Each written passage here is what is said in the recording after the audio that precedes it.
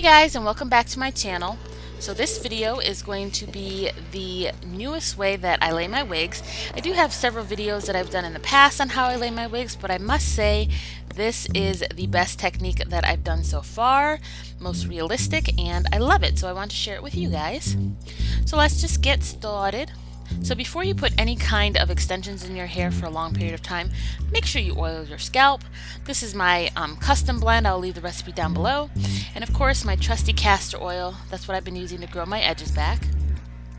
So you're going to need a wig cap. I usually use the white ones because I am so fair, and then just put makeup on it, but I didn't have any on hand, so I have to use this nude one. So you're going to pull it down as tightly as you can, and then you're going to use your Got To Be Glued freeze spray to adhere it to your edges. Now since this is hairspray, it's not going to hurt your edges. This is not lace glue or anything like that. It's hairspray, so it's okay if you put it on your hair.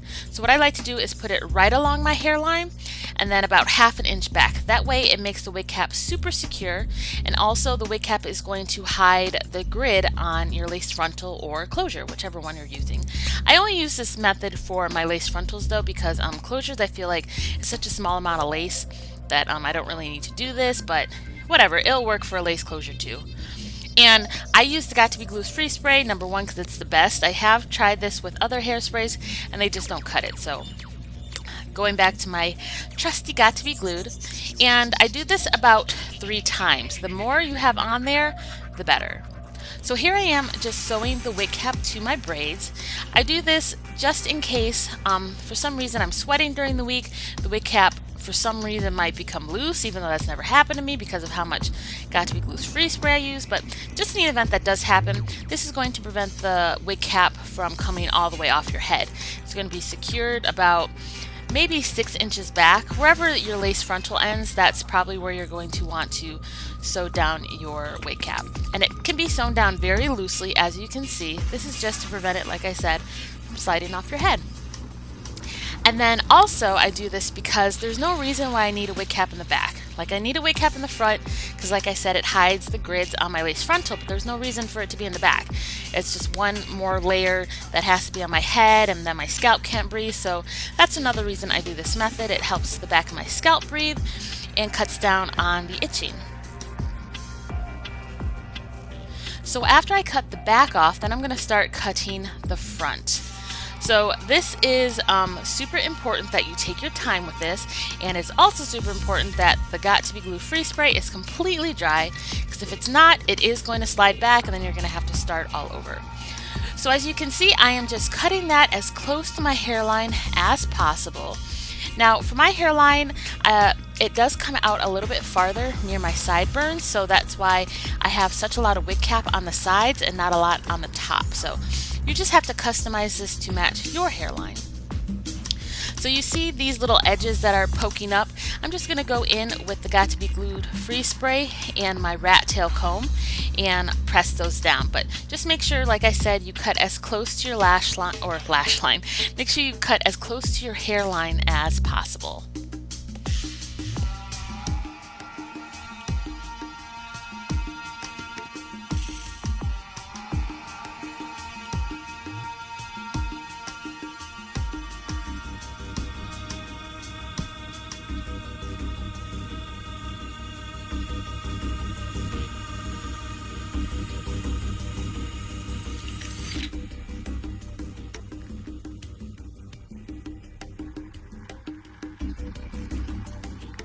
So now it's time to apply our wig.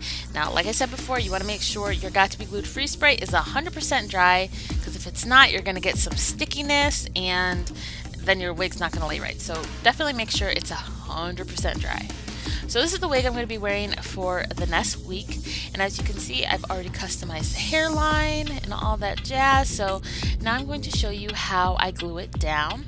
Now the only lace glue that I use is the Bold Hold Extreme Cream.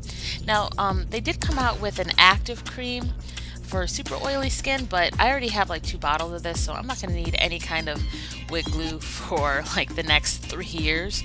And the reason I say that is because with this glue, the less you use per layer, the better. Now you would think it would be the opposite, the more glue you use, the better hold, but with this, that's not correct, because if you put too thick of a layer on, you will get that white cast. What you want to do is add it in small amounts. So before you add another layer, you want to make sure the first layer is dry, and the way you know that is that it will be clear. Now, if you try to put your wig on wet glue, like I said, you will get that white cast and that it takes forever to dry. So that right there was too much. As you just saw me do that even was too much. You literally want to put little dots when you put down your layers of glue. And I love this glue. It did take me a while to figure out how to use it correctly, but now that I do, I am in love, and I will never try another lace glue ever, except maybe their active version, but this one is doing it good for me right now. So once your layers are dry, that's when you want to put your lace down directly on top of the glue, and as you can see, it sticks immediately. You can comb your hair and all that jazz and it's not going nowhere. But just to secure it and to melt the lace into my skin, I am going to be putting a satin scarf along my edges. Now, I know you can see the lace here. That's because this is medium brown lace. I have extremely light skin, so I need light brown lace, but this hair company didn't offer that, so, you know, I'm just working with it. I love their hair, so I was like, screw it, I'll make it work. So like I said, the reason I'm putting this scarf down is to melt the lace into my skin to make it as invisible as possible. And I do this process at night. That way the glue has a good 12 hours to cure, and that lace is going to be stuck to my skin like glue. Okay, so on to the next morning, I'm going to be laying my baby hairs. Now usually I wouldn't need this many baby hairs, but because this lace is medium brown and stands out a lot on my skin tone, I'm going to have to hide it. So I'm using the Got To Be Glued gel. Honestly, you can use any kind of gel you want. I've just been using this one for years, so I know how it works, and I'm the type, if it works, why change it? So I'm just laying them down to hide that line of demarcation. Like I said, if you have the correct color lace, you won't have to do this, but your girl's got to do what she's got to do. And that's pretty much it. That's what it should look like at the end, and then you just style your wig as usual.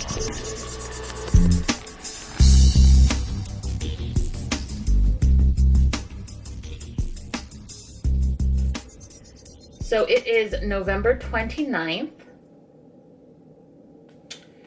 So I am going to be So I am going to be putting in clips after this outro showing you how long this wig lasts.